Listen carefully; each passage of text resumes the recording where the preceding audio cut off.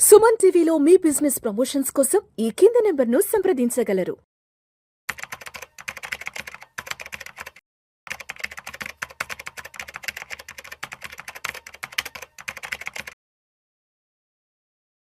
రామచంద్రమూర్తి గారు నమస్తే సార్. నమస్తే విష్ణు గారు. రామచంద్రమూర్తి గారు ఒక 2-3 రోజుల నుంచి ఒక 2 వార్తలు దలాల్ స్ట్రీట్లో ప్రధానంగా డిస్కషన్లోకి వచ్చాయి. మన న్యూస్ వార్తల్లో కూడా ఒకటి వచ్చేసి సెబీకి ఎన్ఎస్సి 715 కోట్ల చెల్లింపు ఒకటి, తర్వాత డాబర్ ఉత్పత్తులకు సంబంధించిన అంశం కూడా ఈ రెండు ప్రధానంగా డిస్కషన్ రావడం జరిగింది. ఫస్ట్ ఈ సెబీకి ఎన్ఎస్సి 715 కోట్ల చెల్లింపు గురించి ఒకసారి డీటెయిల్గా చెప్పగలరు? యాక్చువల్గా అసలు సెబీ ఎప్పుడో ఈ ఎన్ఎస్సి పబ్లిక్ ఇష్యూకి వద్దాం అనుకుని ఎప్పుడో ఉంది. అయితే ఈ ఎన్ఎస్సి 2 ఇష్యూస్ని చాలా ప్రాబ్లం ఫేస్ చేస్తుంది. ఒకటేమో కోలొకేషన్ అని, 2 డార్క్ ఫైబర్ ఇష్యూ అని. ఈ రెండింటికి ఏమైందంటే సెబీ ఎప్పటి నుంచో 5-6 ఏళ్ళ నుంచి కూడా ఇష్యూస్ని క్లోజ్ చేయలేకపోయింది. అయితే దానికి ఏం చేస్తారంటే సెబీ 1400 కోట్లతో సెటిల్మెంట్ చేసుకుంది. సో దానికి ఫస్ట్ 750 కోట్లు స్టార్టింగ్లోనే ఇచ్చింది. ఇప్పుడు రిమైనింగ్ అమౌంట్ సెటిల్మెంట్ చేసుకొని పబ్లిక్ ఇష్యూకి క్లియరెన్స్ కోసం వచ్చింది. దాదాపు 30,000 కోట్ల పబ్లిక్ ఇష్యూకి ఇప్పుడు సెబీ వస్తుంది.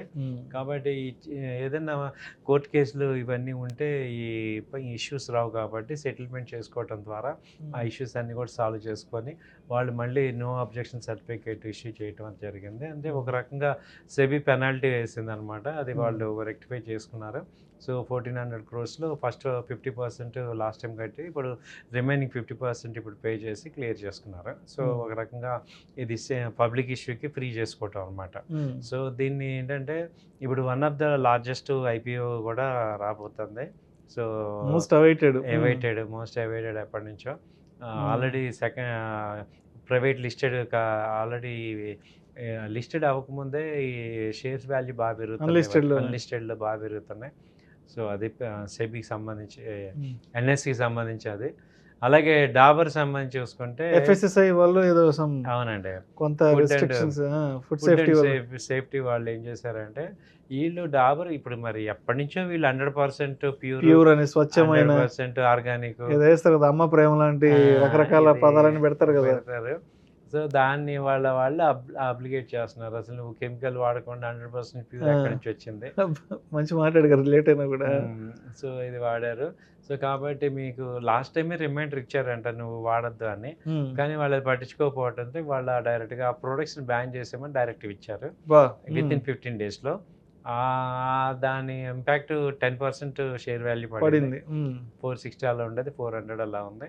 సో యాక్చువల్గా డాబర్ ఏంటంటే ఆల్రెడీ ఎస్టాబ్లిష్డ్ బ్రాండ్. సో దాని మీద ప్రోడక్ట్ మీద ఎవరికి కూడా నెగిటివ్స్ లేవు. కాబట్టి ఇప్పుడు ఏంటంటే అంతకుముందు ఫెయిర్ అండ్ లవ్లీ మీద ఇలాగే వస్తే ఆ బ్రాండ్ నేమ్ కూడా మార్పిచ్చారు. మారింది బ్రాండ్ నేమ్. సో వాళ్ళు ఏంటంటే కొంచెం ఎఫ్ఎస్ఎస్ సీరియస్గానే ఇన్స్పెక్ట్ చేస్తుంది దాన్ని. సో ఇప్పుడు డాబర్ని కూడా వీళ్ళు కంపల్సరీ కెమికల్ అనేది యాడ్ చేయాల్సిందే అనే స్టేజ్కి వచ్చారు. అప్పట్లో నెస్లే ప్రోడక్ట్స్ మీద కూడా కొంత వచ్చింది. సో ఇండియన్ ఎఫ్ఎస్ఎస్ఏ ఇంకా సీరియస్గానే ఫుడ్ అండ్ డ్రగ్ కమిషన్ ఇవన్నీ కూడా మెజర్స్ తీసుకుంటున్నారు. ఏ కంపెనీని కూడా ఉపేక్షించట్లేదు అనేది అర్థమవుతుంది. సో ఎవరైనా అంటే ఇంతకుముందు కంపెనీలన్నీ గవర్నమెంట్ ఇన్ఫ్లుయెన్స్ చేసి ఒక రకంగా వాళ్ళు కొంత బయటపడేవాళ్ళు, ఇలాంటి ఇబ్బందులు వచ్చినప్పుడు బయటపడేవాళ్ళు. ఇవాళ ఏమీ కూడా వర్కౌట్ అవ్వట్లేదు అనేది అర్థమవుతుంది. సో అంటే డాబర్ కానీ ఇప్పుడు గోద్రేజ్ కన్జ్యూమర్ కానీ ఇవన్నీ చాలా ఎస్టాబ్లిష్డ్ బ్రాండ్స్ అయినా కానీ వాళ్ళు కూడా నామ్స్ కంపల్సరీ ఫాలో అవ్వాలి అనేది ఈ విషయాన్ని క్లియర్ చేస్తున్నాయి. సో అయితే ఇప్పుడు అంటే డాబర్కి సంబంధించిన న్యూస్ వచ్చినప్పటి నుంచి ఆల్రెడీ ఈ కంపెనీస్లో ఇన్వెస్ట్ చేసిన వాళ్ళు ఎవరైతే ఉన్నారో మన వీడియోస్ కింద చాలామంది అడుగుతున్నారు, ఏంటి ఇప్పుడు డాబర్ పరిస్థితి ఏంది, షేర్ ప్రైస్ ఏంది, ఎగ్జిట్ అవ్వాలా లేదంటే హోల్డ్ చేసి పెట్టుకోవాలంటే కొంత డైలమా నడుస్తుంది ఒక 3-4 డేస్ నుంచి. సో దానికి మీరేం చెప్తారు? సేమ్ ఇదే ఇష్యూ ఐటీసీలో కూడా వచ్చింది సార్. ఐటీసీలో రావటం 100 పాయింట్స్ పడి డౌన్ అయింది. ఇప్పటికి 6 నెలలు అయింది, ఇంకా 20 పాయింట్లు కూడా పెరగట్లేదు. సో ఏంటంటే ఇప్పుడు ఇలాంటి సిచ్యువేషన్ వచ్చినప్పుడు ఇవేంటంటే వైట్ ఎలిఫెంట్స్, విపరీతమైన గెయిన్స్. సో వీటి మీద ఏంటంటే ప్రైస్ మీద పెరుగుతాయి అనేది ఎక్స్పెక్టేషన్ పెట్టుకోకూడదు. వీటికి డివిడెండ్స్ వస్తాయి, రెగ్యులర్గా డివిడెండ్స్ ఇచ్చే కంపెనీ. అది పెరిగినప్పుడు పెరగటమే కానీ ఇప్పుడు మళ్ళీ యాడ్ చేసి దాన్ని రాంగ్ని రైట్ చేయాలని ట్రై చేయకండి. అలాగే ఎగ్జిట్ అవ్వాలని కూడా ట్రై చేయకండి. ఎందుకంటే ఇది 6 నెలల నుంచి 1 ఇయర్‌లో ఇది మళ్ళీ నార్మల్ అయ్యే పరిస్థితి. ఇమ్మీడియట్‌గా 10 రోజుల్లో 20 రోజులు అయితే సాల్వ్ కాదు. కానీ వాళ్ళు ఏంటంటే ఆల్టర్నేటివ్గా ఇది ఇండియాలో లార్జెస్ట్ బిగ్గెస్ట్ బ్రాండ్ కాబట్టి వాళ్ళు మళ్ళీ తట్టుకొని దానికి తగ్గట్టుగా అమెండ్మెంట్స్ చేసుకొని ప్రోడక్ట్ రిలీజ్ చేసుకోగలరు. సేల్స్ మీద పెద్ద ఎఫెక్ట్ ఉండదు దీని ఇంపాక్ట్. అంటే ఇది కస్టమర్స్ వైపు నుంచి వచ్చిన ఇబ్బంది ఏం కాదు కదా. ప్రోడక్ట్ కొనేవాడు ఆ లేబుల్ చూడడం అంత. ఇంకోటి ఏంటంటే ఎక్కువ మంది అన్ఎడ్యుకేటెడ్ రీటైల్ ఎక్కువ మంది ఉంటారు. ఈవెన్ ఎడ్యుకేటెడ్ కూడా ఏదో ఒక నేషన్ చూస్తాము ఏమంటే ఆ ప్రోడక్ట్ మీద ఆ నమ్మకం ఉంది. ఇప్పుడు వాడు 100% ప్యూర్ అనకపోయినా మనం ఓకే బాగుంది కదా అని మనం తీసుకుంటాం.